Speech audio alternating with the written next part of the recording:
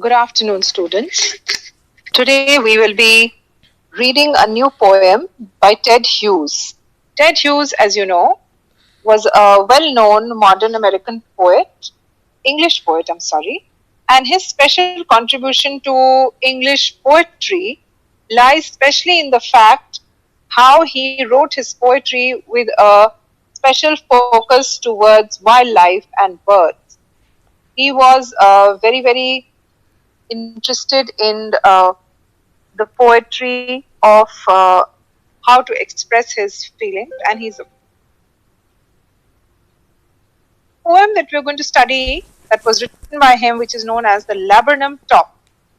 The Laburnum Top, of course, describes a day in the life of a bird which has her nest on this beautiful laburnum tree. And she goes out and she comes back with food. So the hectic activity of her arrival and departure creates a lot of life in the stillness of the tree. The tree is otherwise silent and still, and her young ones are in the nest. But she's the one who goes out to bring food for her young ones. So it's as if that this mother bird who keeps the family tree running. That means this tree is like an engine of life. So I'm going to read this poem for you, and I would like you also to read as we go along.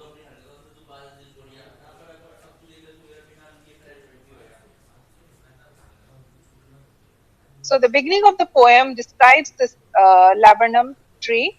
The laburnum top is silent, quite still.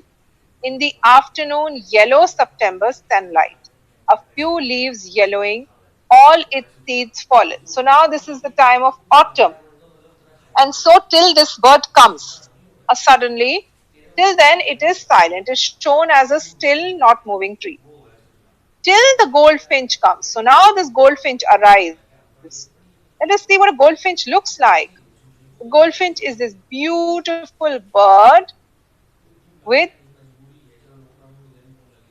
a yellow plume, and here she is. So this is the goldfinch.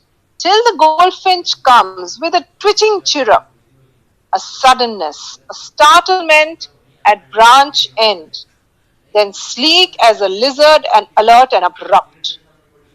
Now what happens? When this goldfinch arrives, she is very quick. Her movements are very fast, and she brings in this whole movement and activity to the tree, which till now, as we have read, is silent and still. There is no movement happening. So once the goldfinch comes, what happens? With a twitching chirrup, a suddenness, a startlement at a branch end, then sleek as a lizard and alert and abrupt, she enters the thickness and the machine starts up. Of chitterings and a tremor of wings and trillings. The whole tree trembles and thrills. It is the engine of her family. What is there? Her young ones are there. And she meets them, and once she is with them, she feeds them. So immediately there is a lot of activity.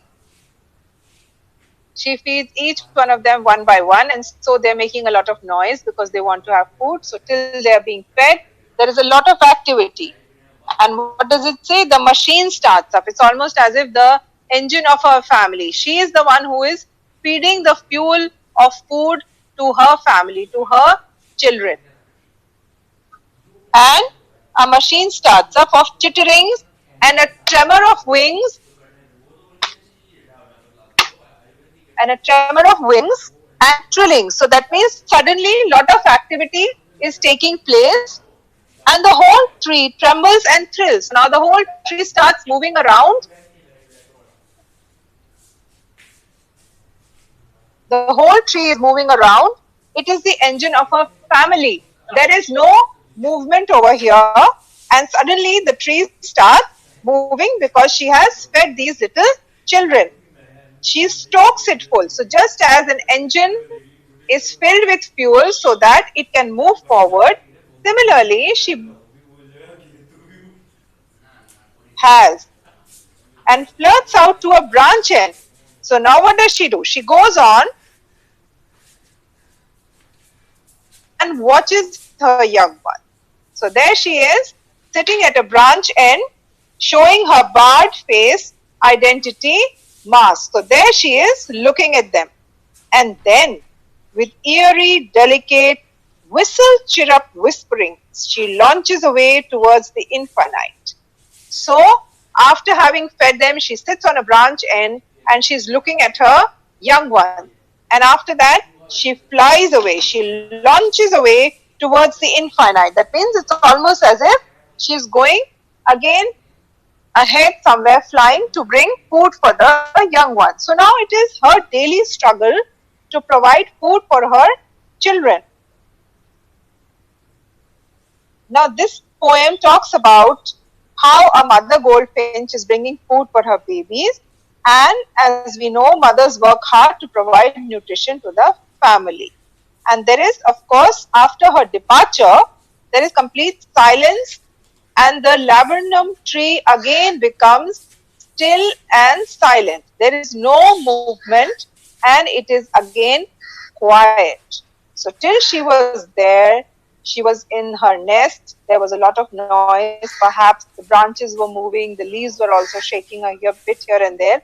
But after she leaves, it is extremely silent.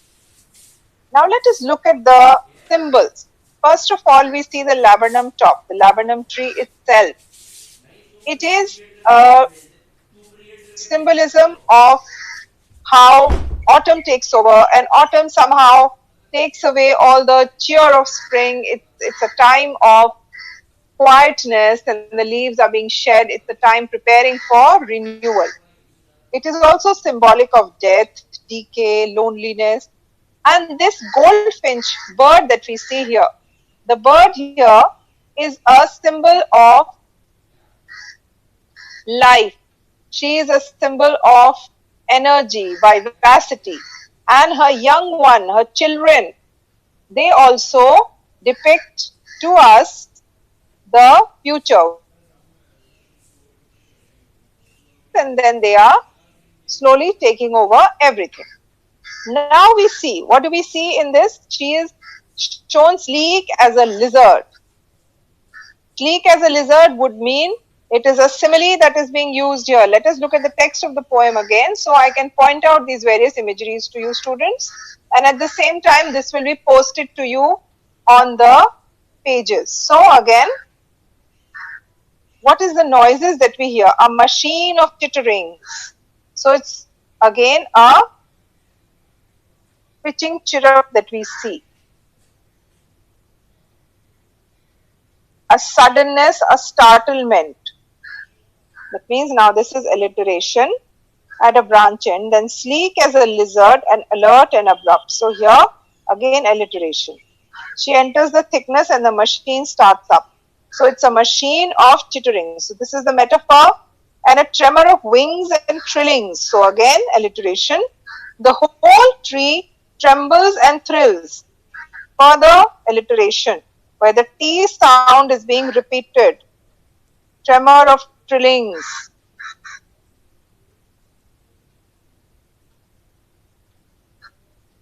The sound repetition is there. It is the engine of our family. Engine of our family, the family is compared to an engine. And then again she stokes it full. So she is feeding this engine of her family and goes up to a branch end, showing her barred face identity mask. That means this face of a goldfinch, body of a bird is actually just covering the fact that she is the engine of her family. She is feeding them. And the repetition of S and T sound here is very constant. Alert, abrupt, tree trembles. All these sounds here are repetitions, and so they are symbolic of alliterations. Now again we see the quality and the figure of speech of personification. The tree trembles. Now the tree will not tremble otherwise, but this is personification. It's like a person who trembles. So here also the tree is shown as to be trembling. So they have used the technique of personification.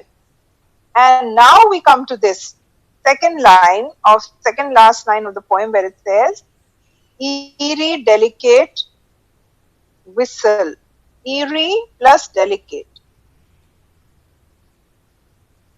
Something which is scary. And then we look at delicate. Delicate would something be very gentle, be very. This is the use of oxymoron. An oxymoron is being used, and she launches away towards the infinite.